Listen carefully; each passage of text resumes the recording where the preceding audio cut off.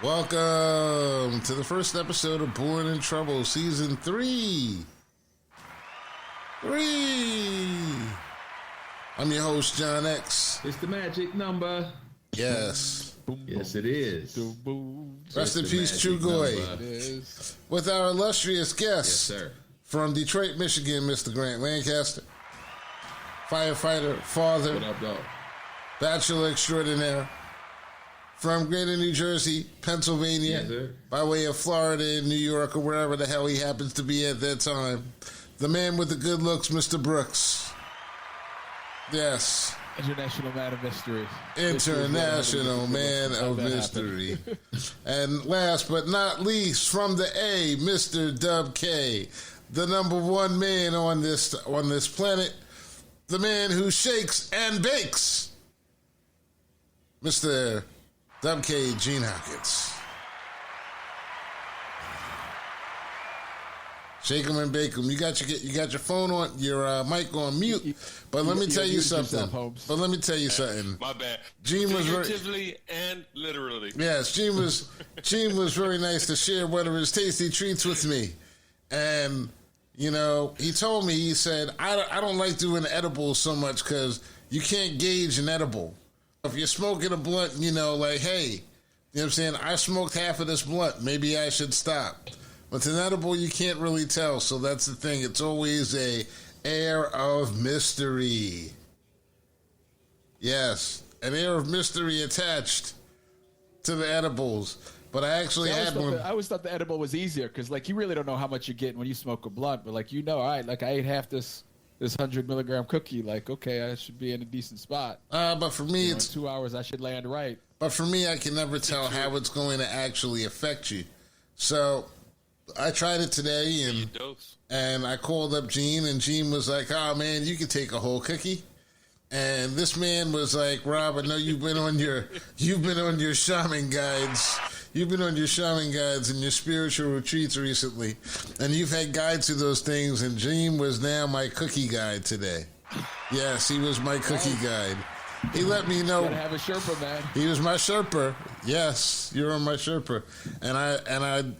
He told me exactly what was going to happen. He said, "Hey," he said, "you high already?" And I was like, at that time, I didn't know the answer. I thought no. But maybe I was wrong. And he said, "Well, you're going to take a power nap at some time today. And when you wake up, you'll be completely clear." And guess what? He's right. I'm completely clear and ready for Season 3 of Born in Trouble. Yes. Thank you, Gene, for the delicious treat. Yes. No problem. Like a success. Yes. There were two of them. Yeah. Well, the other one we took. You get another trip. No, I did that. I did that one yesterday, but I couldn't tell as much because I had smoked earlier. You know, I was taking it easy. I actually had a victory. I got a good answer early in the morning. 30-day close on an offer, so I'm happy. Daddy can afford to eat. There'll be more pork chops on the table, children. So that was a good thing, and you know, we just kept going. Pork chops. Pork chops. Teacher, leave that pig alone. All in all, with just Another brick in the wall. So another pork chop in the wall. So why are you eating pork, man? What's up with that? I'm not. It's a metaphorical pig right now, Rob. It's not a real pig. It's not a real rib. It's a metaphorical. That's the only type of swine I'm gonna dine on. The metaphorical kind. So, fellas, y'all missed it last week. It was fun. We had a nice, fun conversation about Chris Rock, and I know everybody was really interested to get into that conversation. Rob, your story was the funniest as to why you didn't make it onto the show. Yeah, I got to apologize, brothers. Last week I was all set. Like, I was sitting here in this seat at 9 o'clock, and I hadn't received the link yet, and I'm like, what's taking this brother so long? Completely forgot about the fact that 9:30 was showtime. Mm-hmm. But then I'm like, you know what? Because I've been relaxing and puffing a little bit all day. I'm like, let me go get another hit of this. X texted me at 9:37. it was all I could do to sit up and answer the text, and my text was just no can do. I texted no can do and went just like this, right back down. I sat up, right back down, brother. 3 words. Yeah. So I mean, Fabulously faded. I understand. we should be changing the name of the show to The Old and the Baked. Because they're just like, it's just not. I was like coming up with all types of. I was like coming up with all types of routine. I was like, Gene, you should call those cookies comfort Kush cookies or Kush comfort cookies. Yeah. To some people, they're gonna be called coma cookies. Coma cookies. No, I was thinking. No, you know what? You call them. Here's what I said. You call them Kush cookies, and you spell them with K's, and you call them KKKs for short because the last K is a knockout. Nah, ain't nothing gonna be named no damn KKK. KKK. The last K is a knockout. We gonna eliminate it by doing it. That's not our target market. All right, so we're gonna get rid of the. So KKK is not a good slogan. All right, so it depends. Though you'll fool some people. No, You'll fool some peoples. I'm gonna call them. I'll call them happy time cookies. Happy time. time. It's yeah. Happy It's like you gotta time. say it like Hammy time. Happy time. Happy time. Or like Pootie Tang. Happy time. Happy time. Karate. Sadate. So let me ask you, brothers. You cats with your bank account, with your large bank accounts. Anybody running into any banks taking their money out today? Over $250,000. It's insured. All my money, all the money I had at Silicon Valley Bank, I lost. Did you have money at Silicon? Did you have money there? Yep, that's right. Had millions. Really? Millions. I think he's aggrieved. That's right. And I need an attorney now. I need an attorney. He is definitely aggrieved. He's definitely aggrieved. What do you think? Do you think right. this is gonna? Is All this my the beginning of PPP something? accounts was at Silicon Valley Bank. Is this the beginning of something, or is this the end of Hell something? yeah, man. Nah, man. I'm telling you, man. I remember when COVID first came out, and I posted some on Facebook. Yeah, we ought to really be paying attention to this. When the first case in L.A. hit, they was talking about, I think Kobe died around the same time or something, and everybody was on their Kobe stuff, and I was like, man, no, this is about to be big. I get that same feeling about this banking shit, but we've been talking about it. At some point, that our fiat currency system has to have a major reset, adjustment, or whatever you want to call it, and it's always going to consist of people being shit out of luck. Well, the adjustment's not going to happen this time because the feds have stepped in and they say that everyone's going to get their money in this particular bank. Whether or not that's going to be true or not, I'm not so sure. But, market correction, when we're talking about a free market economy, shouldn't those people actually lose their money in that bank? The people that are invested more than $250, shouldn't they? In a fair free market system, isn't it fair for them to actually lose their money? That's what Biden was saying. Yeah. Television is saying, look, that's why they call it risk. You know what I'm saying? They would have gained if it was on the other side. So, they lose. That's what he was saying. I was trying to get I actually messed up because That's how it should be. I ate some cookies today and I fell asleep and I didn't get a chance to hit up Orlando beforehand and everything because I wanted Orlando on the show, and we're going to bring him in next week because he has a very interesting point of view with that, with him working in the markets and buying and selling stocks. And pretty soon it's going to be I'm guessing it's going to be an opportunity to buy at some point with all of the banks dropping the way that they are. But, is it this too big to fail thing? I mean, listen, Grant, you own a chicken wing store. Something happens with your chicken wing store. Who's going to bail you out? No bailout, bro. It's just me, No bailout. myself, and I. Yeah, man. No, I'll be ass out. And that's the way it's supposed to be. I mean, could you accept that if it were to happen? I mean, I get you wouldn't accept it because you don't believe in failure. That's one thing. So I already know, but it's part of the game, though. So we've been taught for the longest time that that's just part of the game. You know, you put money in, you may get it back, you may get a profit, you may lose it. Right? That's the game that we've been taught. That's a game that's on a certain level. Right? That's the level that 85% of the population operates on. And I'm gonna say 85 just because we always use those numbers. The 10%, they like Randolph and Mortimer Duke. You know what I mean? Whether the market go up or go down, they gonna get paid. That's just not our story. I'm gonna tell you something, Grant. You're one of the only people I know that, if you call with a plan, you might have me, boy. You might have me. I'm just telling you, you know what I'm saying? There's a lot of people on that list. But you call with a plan, you know what I'm saying? Shit. I might have the confidence. To execute right with you. Well, look, man, it's a lot of stuff out there, man, that we can do. But I just think it's certain shit that it's just not on our level. You know what I mean? Like you gotta have enough money to play certain games. And that amount of leverage also creates situations for other people down the road that makes it. The only reason why this thing isn't becoming a problem is because they've said that they're going to make everybody whole. If they were to just let them fail, then you'd start to see the trickle down through the system, and that would be problematic. Yeah, I don't think this is a one-off though. I think this is the first domino. Another bank got taken over today too, but once again, they're gonna make them whole. Why? Because they don't want to see that. They don't want to see that trickle down.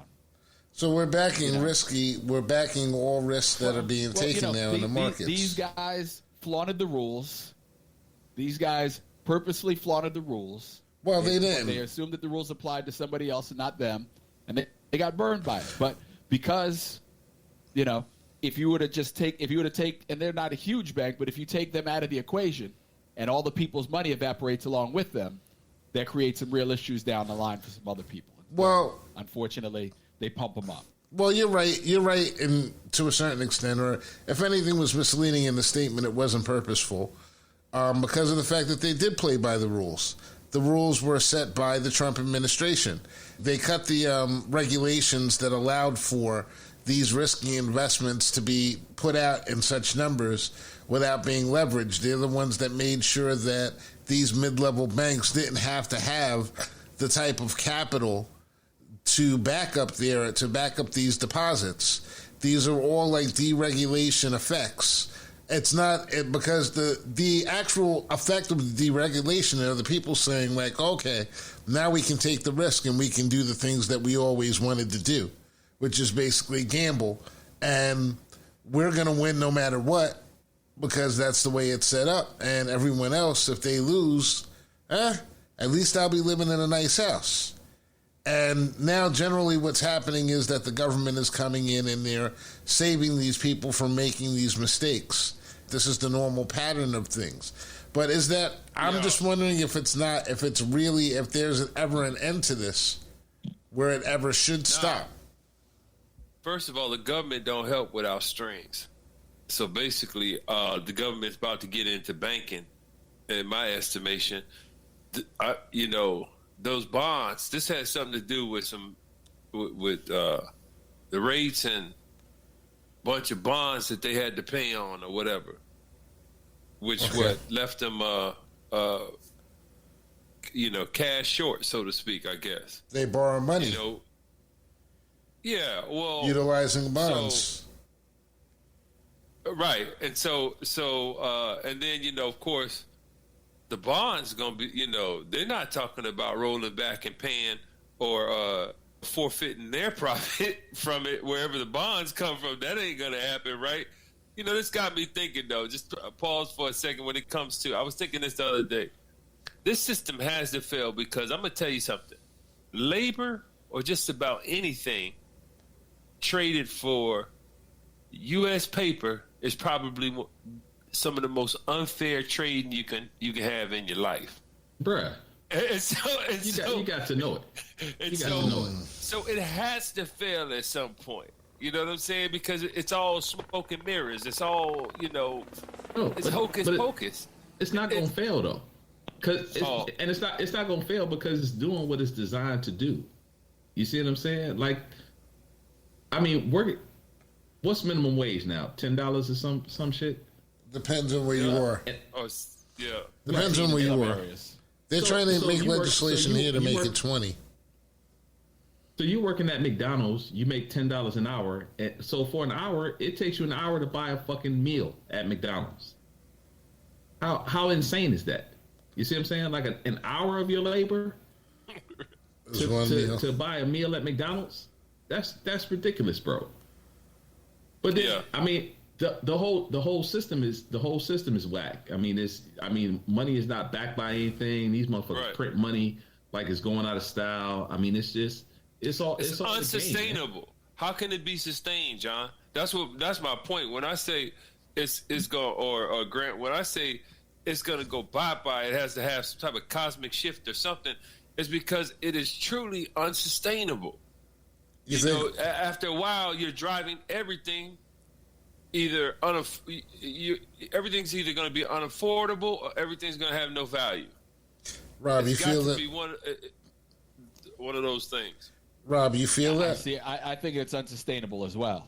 Like you right now, you have all of the money going to a very small portion of the population, and at some point, we talk about the 85s, 10 5s, but at some point, the 85s are going to realize that they ain't got enough guns to stop us. There's too much BS going on in America. There are too many people who are homeless. There are too many people who are hungry.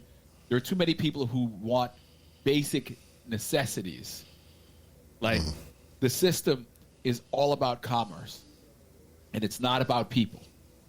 Absolutely. And slowly people are waking up to that. And at some point, there will be a revolution, because there has to be. Because you can't, the answer to everything is just, let the market fix it. The market doesn't care about people. The market doesn't care about people. There are too many people in this country who are sick and can't even afford to go to a doctor to get better. Our healthcare system is behind loads of other countries. Like, there's just so much wrong with it. So it is unsustainable. Mm-hmm.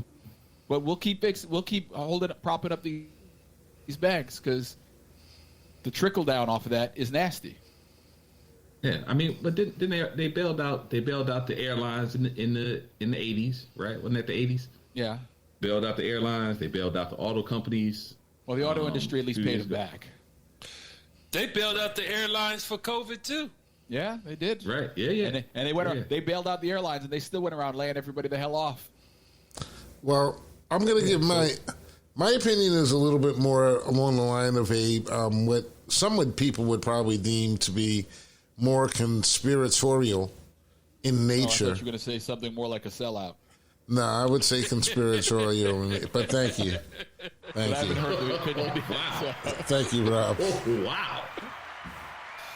Listen, I know, really below the belt. Because I just take advantage of the situation. Sometimes, bro. Yeah, he's terrible, man. I keep telling you, y'all think that just because he's Mr. Brooks with the good looks, he's a nice guy, but he's not. He's not. How many of the fucking cookies you have today? Just had the one. I didn't get a chance. Listen, I mean, everybody else got the chance, but go ahead. What were you going to say, Gene? Go ahead. No, tell us about your point of view. You're going to slightly conspiratorial point. Oh, yeah, it's conspiratorial. Well, listen, because, I mean, y'all know I've been dealing with this stuff with the rates and everything going back up, and I look at the markets from, with a longer point of view, a longer term point of view, and a more historical point of view. And people forget that there were times in the 60s where people had housing mortgages that were 19 and 20%. It wasn't unusual. Also, it was one of the reasons why home ownership was deemed to be such a great tasked to actually get passed was because of the fact that the guidelines for getting a mortgage were so strict as far as like how much money you had to have down and how long it would generally take a person to save in order to make that amount of money. And all I'm seeing right now is that they're actually doing a reset of that. But I think that the biggest difference between what they're resetting now and then is that back then there were a plethora of jobs out there, and we had a population that was working in all these different fields.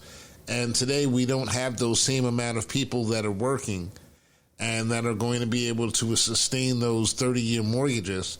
So what you have is I see it as like you're really resetting the economy and giving all of the money back to that 5%.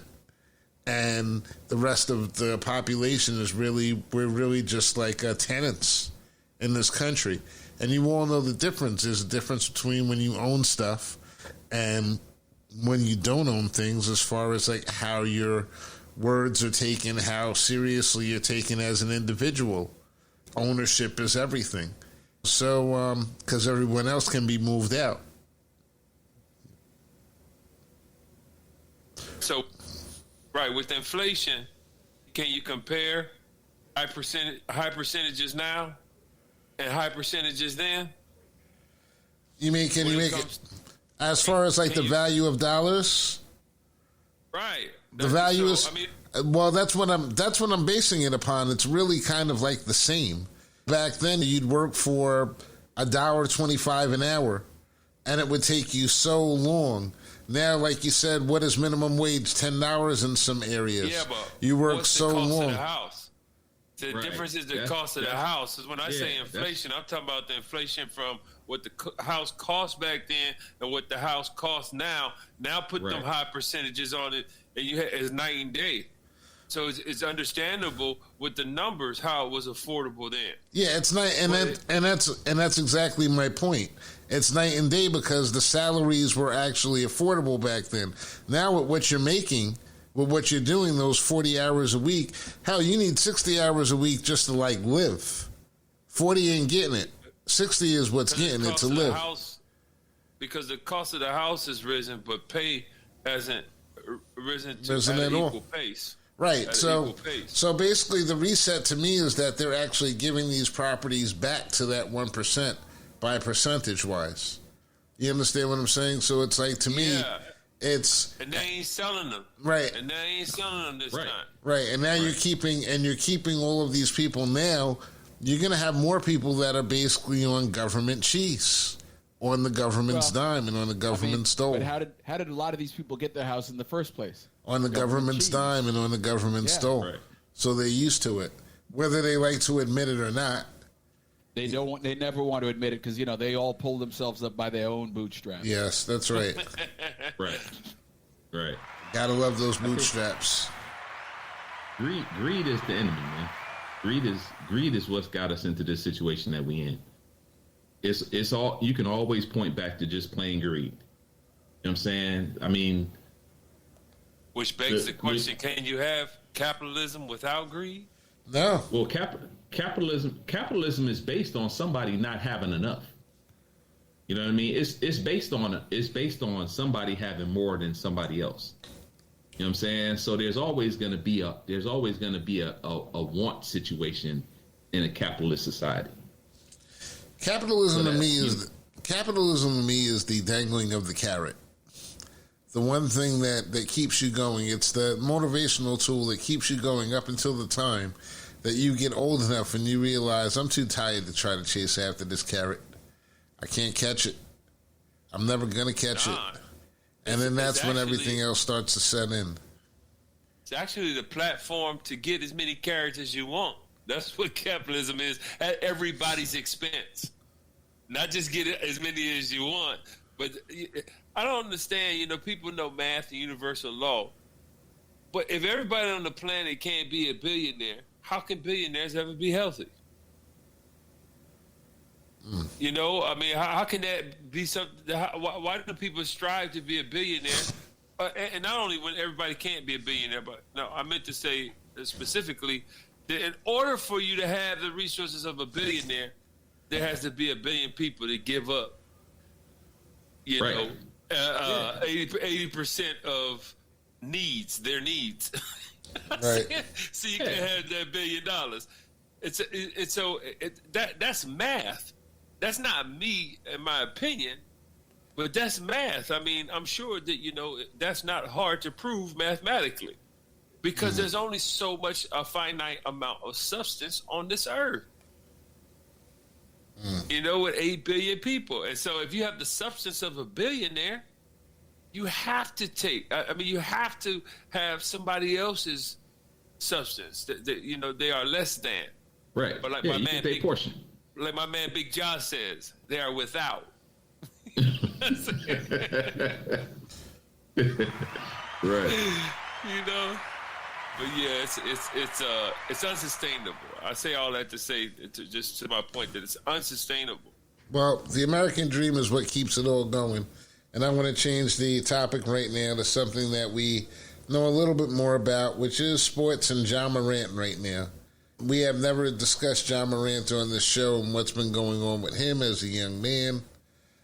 Being suspended right now, the incidents with the guns, things of that nature, people saying that, oh, you got to leave all that stuff alone. Is it so easy to leave your crew alone or behind once you get to that spot, when you get to that point where you're the man? Is Ja Morant getting good advice? Right now, I understand he was checked into a facility. I don't know if it's for drugs or alcohol or whether it's some type of planning, but supposedly they said he's receiving counseling at this point in time. And Nike just gave him that great big contract. Is that looking like one of the worst investments ever? Well, we'll see if he actually gets any of that money. Yeah, this is the road. This is the road that they put forward for him to be in their good graces. He's doing what he's told to be done right now. He didn't ain't no light bulb came on in his head and said, you know what? I think I need counseling and I think I need this and that. They said, nah, this is what you got to do now. You got he's using his one ace. Right. He's using his one ace right now. And his agent said, this is how you protect that bag. You got to make a demonstration. That's right. You got to make a public demonstration, my man. This is what you got to do. And so it's not even about advice or nothing else. It really is up to him how he can go forward and play the game according to their rules, or he could be a loose cannon and just like so many before him. But yeah, we know you're great. We make documentaries about him. Shit. You know what I'm saying? Like running be Michael. He's gonna be Michael Ray Richardson in a minute. If he continues to go along these lines. The difference with him. Running back that played for the Rams, but never really. But he was in college. He was. In college he was a superstar. Oh, and, Marcus Dupree. Yeah, Dupree. He gonna be at Marcus Dupree. And this scandal is gonna be part of the Marcus documentary. Dupree never was. Marcus Dupree never was. He broke down. Okay. He had that good season of the Breakers or whatever in the USFL, but his body broke down. My point is, he reached heights, and and then never had, I guess, reached the pinnacle that the public had predicted him to and stuff. So Ja Morant's gonna be the same way if he don't play. He got one more banana peel and he gonna be in the big three.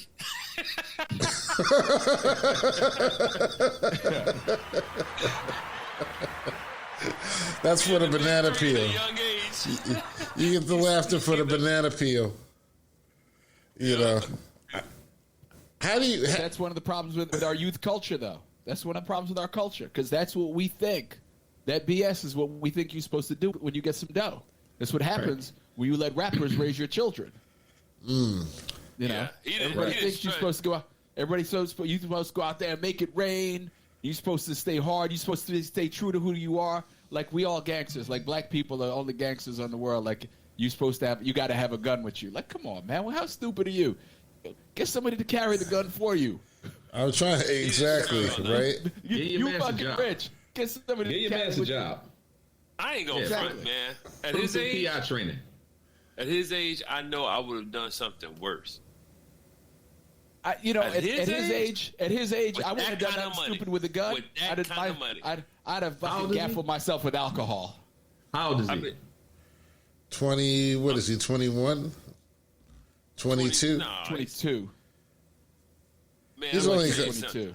He played 1 year in high school. He played 1 year in college. He's been in the league for what? This is his third year in the league now? He's 23 now. He's 23 now. Better learn quick, man. Yeah, it's hard, man. I mean, it's a hard thing to really decipher. You know what I mean? Like, so survivor's remorse is a real thing, right? So when you make it out, you know, your people that's been with you all the time, you know what I mean? Like y'all was getting day old donuts and frying them shits in butter and eating them. You know what I mean? Like that was like some real shit. Mm-hmm. They were I good don't know if too. he came up like that though.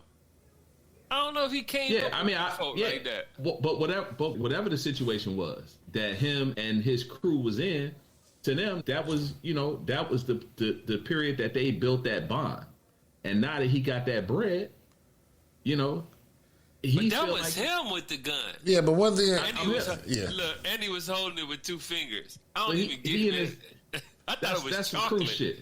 That's some cool that was a shit, piece bro. of chocolate. Yeah. That might have actually been the first clue that maybe he didn't grow up around that life as much as they like to portray. You know, he likes to portray. And one thing that we've seen, know better. Yeah, because he would know that's a no-no. Yeah, because one thing that we've seen over the years is that people that are generally like, you know, I saw something today. That guy, he was saying like, I didn't know. I thought Ice Cube was a gangster, but Ice Cube. Then I saw he produced movies. And I thought that, that whatever that guy is, whatever. And like things like that. This is the problem with the culture.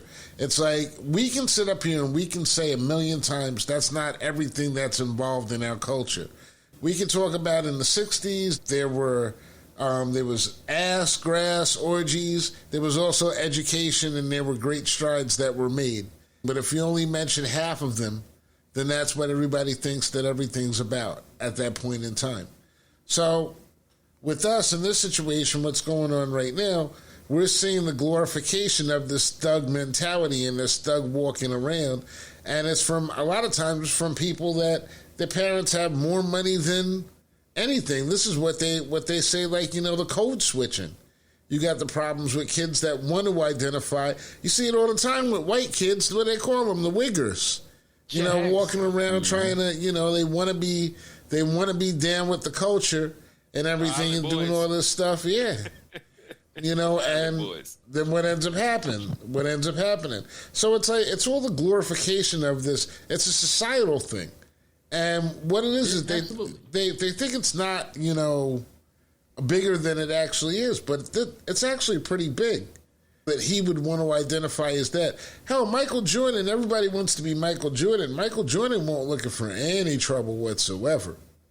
You know what I'm saying? That cat was like, after the show, he had it all handled. He had his people around him. He won't try nothing. You didn't hear a peep from Michael Jordan. He had mistresses all laid out all over the city and everything. You heard no drama. All of them did. Now, you know, I think it's deeper than... So... That culture, the social culture right now for young people, is not physically social. Probably, hardly ever.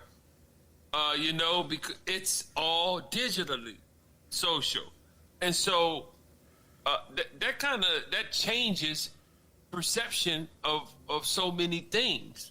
It actually changes perception of true history.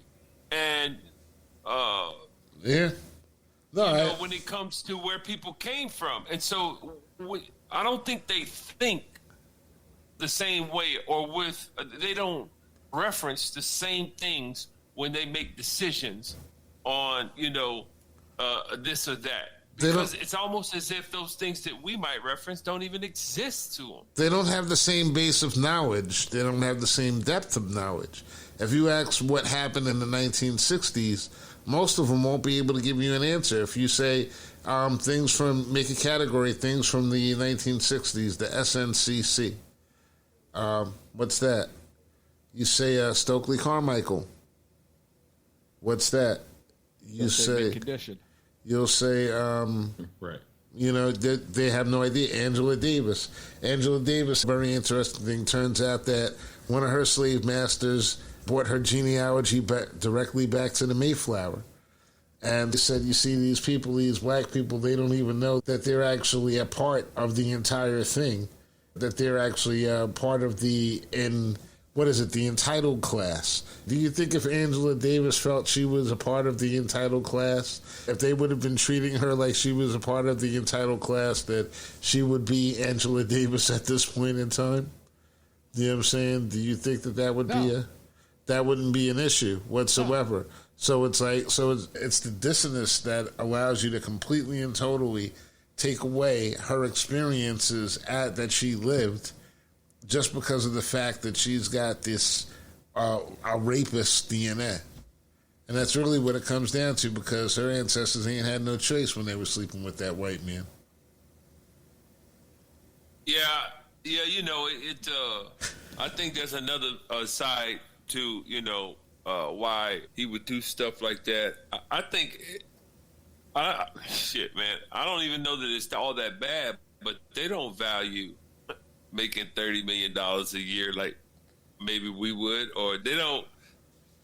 Well, how can you? Because of all those things you knows. said, right? They don't know what impact they can have with it, and they may not even care, which I don't. In his role, I don't call that a bad thing. I'm kind of like, Ricky Waters.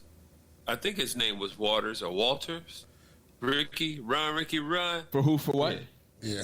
For someone who was like, yo, yeah, all that's good and everything, but no, not Ricky Waters. That was the other Ricky. You talking about Ricky from Boys in the Hood? Run, Ricky, run! Nah, man, Ricky. He never made it. From the Saints. Ricky Williams. Ricky Williams. Ricky Williams. Yeah, Ricky Williams. Okay.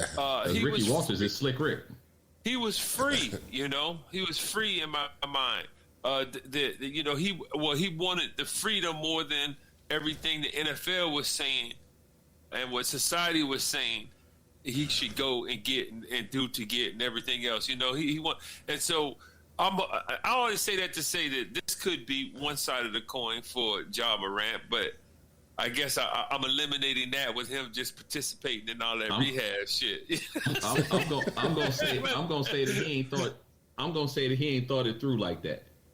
Ricky Williams, at least, like he knew what he wanted. Right. He wasn't just fronting. You know what I mean? He wasn't just faking the funk out there. He knew that he wanted to smoke weed. He wanted to smoke a peace pipe. Right. Forever. Right. So he made his money, and when he got what he deemed necessary, he bowed out. You know what I mean? He had some troubles in between, and his troubles were just but his troubles were just things that had to do with a purpose that he had, for lack of a better word, right? Ja Morant don't have no. Well, let me not speak for him. I can't imagine that he has any Godfather, Nino Brown fantasies that he wants to go out there and really do something with this gun.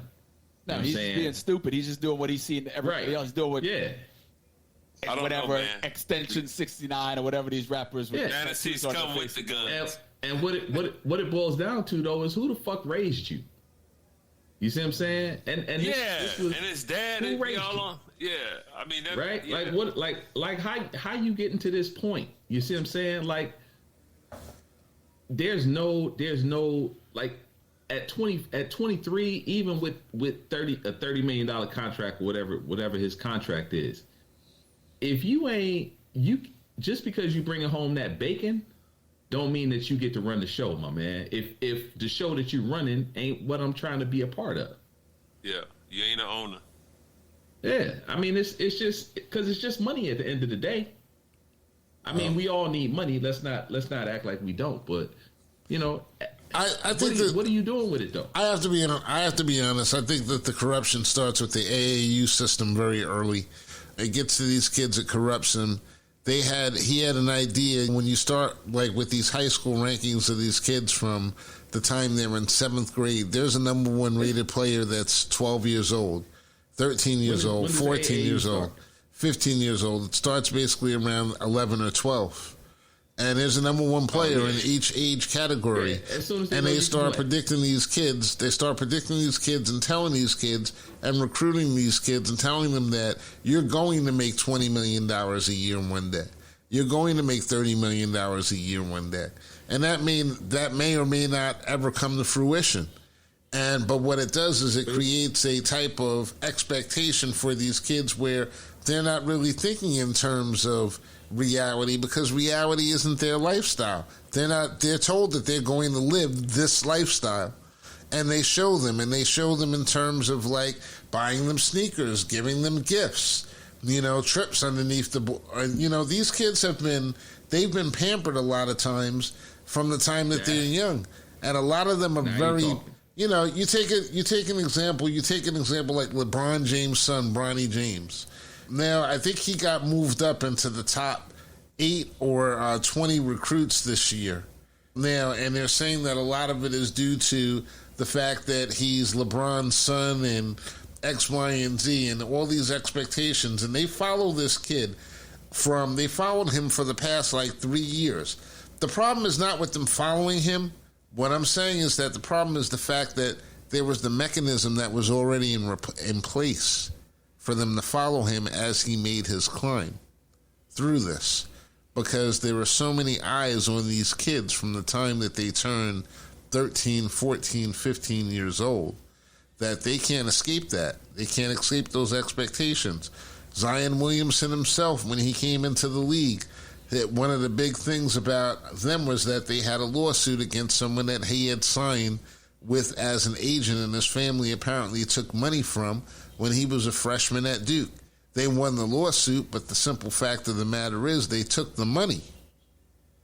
They had taken the money. They were already living an exorbitant lifestyle off of the play of the 17-year-old kid. Been canceled out because with the NIL stuff, it's all above board now. Right. So now you don't even have to. So now what's the expectation with the NIL stuff? I mean, look, I think the NIL thing is good, right?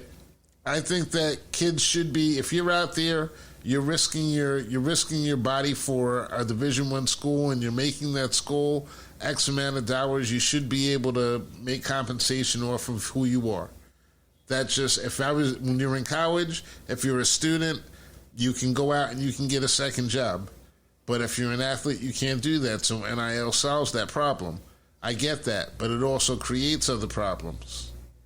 Well, here in Philly today, they fired Aaron McKee, the head coach at Temple. Okay. Mm-hmm. And somebody wrote a very reasoned article like, hey, look, y'all think firing a coach is going to help, but here's what's not walking through that door. And one of the things that they said point blank is that Temple, while they have nice facilities, it's a tough school in a tough area, and they don't have the support to get the elite athletes anymore, because you need that NIL money now. So you have these schools that are in the middle of nowhere where they're the only show around and everybody lives that culture. Then you got schools like Temple in the middle of a city with all 5 professional sports, who's giving money to, and not only do they have all 5 professional sports, but you also have Villanova, St. Joe's, LaSalle. You have 6 Division I basketball programs in town. There ain't enough money for all these kids in Philly to all get NIL deals. So the Philly schools are going to struggle in this new universe. And you're turning down Bill Cosby's money as well. So that's I don't know if we're turning down Bill Cosby's money. We just might not be talking about the trust that it's coming from. Oh, okay. But I'm sure it's still coming from somewhere. Okay. All right. So, but he can't physically go out and recruit him anymore, and everything on behalf. He can't go out and recruit him anymore. No. Right, and that was another big thing. But back in the day, that was a draw. But now, if Bill Cosby was allowed, let's just say that Bill didn't have that nasty episode a couple of years ago. Unless Bill's coming with a check in his hand, them kids don't care. Right. You get $125,000 to play basketball at some school in the SEC. Why are you ever even visiting one of these Northeast schools that can't do that? Hoping Bill Cosby goes rogue and starts building shit. As opposed to how rogue he spin. No, I'm talking about You need more rogue. rogue against what his Roger. his former bosses and partners and stuff, to where he used to get money from for clients or whatever. Down rogue in against the Kentucky. system. My man Cal was like, "Yo, I used to have to keep all these people away from me." He said, "I still want to keep them away from me, but now I got a person to deal with them." Like, hey, look, you got to deal with all the NIL stuff. You go over there, and I don't even want to know what's going on over there. You guys just do that. Calipari. But but every single car dealer in Kentucky now is back in play. Everybody who wants to be a player in the Kentucky basketball universe, all they got to do is write the check now, and they're a player. Oh, don't worry. Oh, you need that center next year? Yo, he can't have a no-show job at my place. I'm paying $65,000 a year not to show up. And he can live in my house. All of them, like, it's a whole blind side. There's a whole bunch of stuff. One of the coaches was living in somebody's guest cottage. He's like, "Yo, I got my own buzzer. I got my own gate buzzer. Like, the house is 200 yards away. I never see those people, but I live in their house." Right. Like, it's a different way of life at these schools, and NIL's making a lot of that, possible. But it's also going to suffocate the other schools. But one of the other things that I was thinking about while you guys were talking earlier, and I may have said this before in the program with you cats, but the area that we grew up in was a very sort of aspirational place. Like, we had New York City right down the road, and a lot of people's parents commuted into the city, and that whole New York City vibe was there for us. And one of the things that I found when I got away from New York is that, especially our people in a lot of these places, they knew their place. Like, you came to Philadelphia and you talked to black people, they knew their place. Right. And they used to look at me like I was insane because I did not know mine. I know that's the damn truth. We don't have a place. Our place is wherever the fuck we're standing in New York. That's right. Mm-hmm. Like, but that's not the way it is in a lot of these other cities. So you have people who never even dreamed of any kind of success having ridiculous success. So, like, when Allen Iverson made it to the show, and Allen was, a ridiculous talent. If Allen had taken any kind of care of his body at all, like any kind, he was a bitch anyway. Yeah. But Allen was known to be out at the club till 7, 8 in the morning, take a couple chicks back with him, bang them out, go to shoot around, come back, bang them out again, and then go drop 30 on somebody. He was LT. I don't think he had to take care. He may have gotten a couple more years out of it, but he crushed his body. But his mom came along for the ride. Yeah. And Mom's was living it up.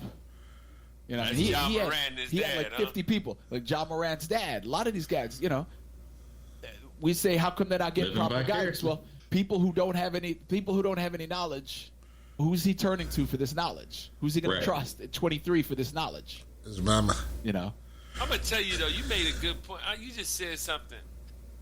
What was the AI situation? 20 years ago? Yeah. 30, actually, 30. That he was going through all this shit and everything.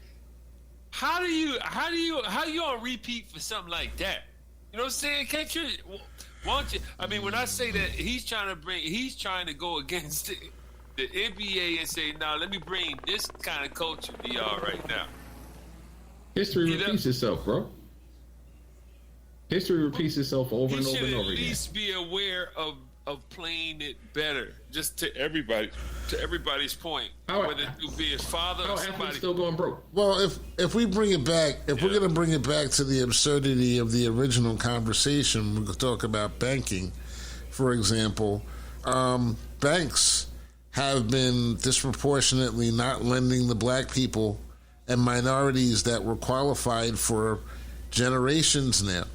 And I was reading an article just the other day that stated something like that. It's like, how can this be going on? They were telling a story from something back in the 70s that happened where someone should have been financed and they didn't.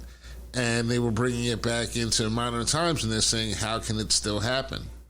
And it's still happening because of the fact that it's not even a matter of whether or not we know that the problem exists. We know the problem exists. There's just not any type of push behind the thought process of actually fixing these things.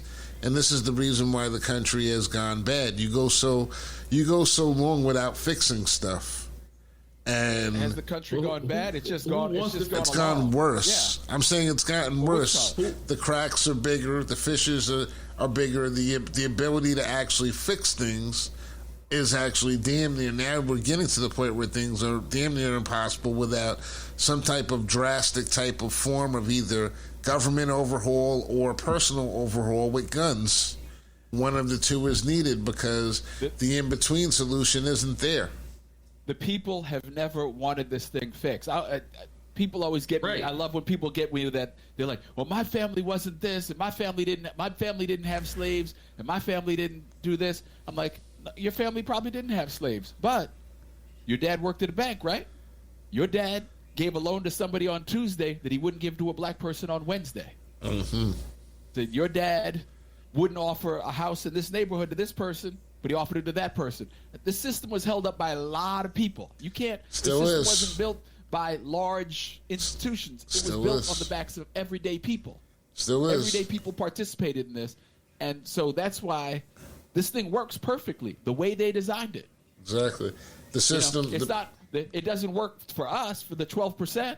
Just really quick, the lending system is backed up by appraisers that are non-white, that are non-minorities, that are taking homes that are worth $1 million and giving them valuations for $500,000. Yeah, That's just one example, and that's happening right now. The baby got to go with the bathwater. That's what I Baby say. got to go too. But whose interest is it? In whose interest is it to fix the system? You see what I'm saying? Right. When you start talking about in terms of bringing black people to the table, you know what I mean, and some equity. Nobody is interested in that except us. exactly. They're Right. really checking for that. Yeah. You know what I'm saying? Right. So how do you get there? You know what I mean? Short of a coup, how do you get there? And if we 12% of the population or whatever, then a coup is probably not even possible. I mean, guerrilla warfare. The goal in guerrilla warfare is just to keep the shit going. Well, let me just say something you a can little do bit. that. Let me just say something a little bit even more radical. At this point in time, this day in 2023, it's probably not even pragmatic to try to get some type of equity based upon race alone. Because even if you were to get an equity based upon race, a lot of these people that would get that equity, they would have no idea how to actually keep that, to actually build that, to actually make that into something that would be a power dynamic, and they lack the desire to do it. A lot of them just basically would want to move into white neighborhoods. A lot of them would basically want to turn around. Generally, people just want to they just want to become their oppressors. So I mean, But how could you keep it? How could if they put $500 billion in black people's hands tomorrow, right? Right. When you go buy groceries, You giving it to them? that's white man money. Yeah, it's going to be When fine. you go buy a car, that's white man money. That's why it got to be You see, institution. you see what I'm That's saying? why the institutions have to change. There is no fix for this shit. You know what I mean? Because we don't produce shit You want to There is talk? a as fix. black people. Yeah, we're There is almost. a fix. There are ways The fix around is it, to but burn we it- have the to get fix out is of to burn it down and start Well, and start. No, there's a That's the fix. fix. There's a fix. get out of the materialism. There is a fix we're not willing to do. I'll The give fix. you one that one. There's a fix. If- We are not willing to do it. Like one thing. Like like you just said, if you get out of the materialism, that's half the battle. But you still got to eat. But here's the thing. So California, I think it's San Francisco, is talking about, and I don't know how serious this conversation was, but supposedly there's a conversation out in the San Francisco area about giving black residents reparations, $5 million Right. a head, right? I'm moving. If they give me $5 million, I guarantee you, for that is going right into the market. Right. We're going to make that money make more money. Whereas most people are going to take that money and they're going to go get their Cadillac. They're going to go get a kitty because it rides fine. Mm-hmm. You know, they go get a big house, and they just going to give big chunks of that shit right back. If you stay away from the materialism, you can take that money and make it into something else. You can build something with that, let it grow, pool it with somebody else, then be able to start buying other real resources that you can then profit off of. And the four of us here could do that. Yes, but let me remind you all of something as we're doing this. The first black people that they hanged down south were the ones that were creating business and telling the other black people how to do things smart financially. So that's the first thing. And the second thing I want to remind you all of is, that was meant to be, no, but it's true. And and the second thing is that I heard something. I was reading a discussion about France, and I didn't realize that France actually takes something like $500 billion in resources from the African continent on a daily basis. And even if and that's based upon them taking the resources and all these things. And, you ever wonder why most of the people in France are on unemployment? They don't actually work in France. A lot of French people are they're literally a welfare state, and their state is supported by African countries. And these African countries, with all of these things, once they get to a certain point, they have to, if they have extra resources, if they want to sell it to another market, France still has the right of first refusal on those goods and services. So even if they wanted to sell some of their surpluses, France can say no, and you can't actually do it. This is the type of colonialism and economic colonialism that keeps this continent down to the point of where it is. And it's the same type of colonialism that's practiced upon black people throughout the entire globe in order to keep you away from actually attaining what they consider to be wealth. So that way they can live off of your back and they can live off of your ancestral resources. So, with that in mind, what's going on with John Morant and what's going on with the banks? What did we say before? What was it, that famous quote from Malcolm X? Chickens roosting, coming home. Don't quote me. Mm-hmm. Chickens coming home to roost never made me sad. I'm an old farm boy. In fact, it only made me glad. Only made me glad. And this is the type of power you get when you realize you're powerless. So, Born in Trouble, first episode. We're actually trying to keep everything in time this year. From the A, Mr. Dub K, Gene Hopkins. Hey, that's what's up. Yeah, man. Good to be here. Mr. Brooks with the good looks from New Jersey. Holla at you. Cookie and a half. Cookie and a half. Times today. He must have had a cookie and You're a half. Mr. Brooks with the good looks from now on, Mr. Brooks. Your mama likes it. Your mama likes it. I'm sure Mama will think it's very nice. But my question is, after it's got to be like, we got to be coming up on like 40 years. How did this shit start after like 40 years? The Mr. Brooks. Mr. Brooks with the good looks. He's always called me Mr. Brooks. Damn near since day one, he's called me Mr. Brooks. But this Mr. Brooks with the good look shit. It just shows you that like time is just doesn't allow for the imagination to die. And of course, black don't crack. That's what it shows. Black don't crack. Not even in the brain sack. Plus excess bars. And plus excess bars. That's right. Bars. That's right. That's right. From Detroit, Michigan, home of City Wings. 2896 West Grand Boulevard. Come down and get you some, baby. Come get you some got wings. Bars too. Grant's got bars. Come get you some wings. Both of them has bars. That's right. Man, there was a time, man. I was, when I knew Grant was rapping, I was like, he a genius, man. I hope he make it big, man. So I was thinking of some old immature shit that I'd be able to go to a real party or something like ball out or something. I don't know what I was thinking at the time, but I remember that thought, man, back in the days when somebody told me, Grant trying to make a record, this, that. I said, word? Yeah. Because I was away from y'all for some years when I was in the army. Uh-huh. Born in Trouble. There was a moment where Exum was like this close to signing a deal, and like the conversations that we had was that I would be his road manager, but he wanted to get matching tattoos. We negotiated it down to an earring. I was not getting a black Panther here. That shit was not happening. He's about to start being nuts. And enough of the and enough. Avoid the trouble, peace.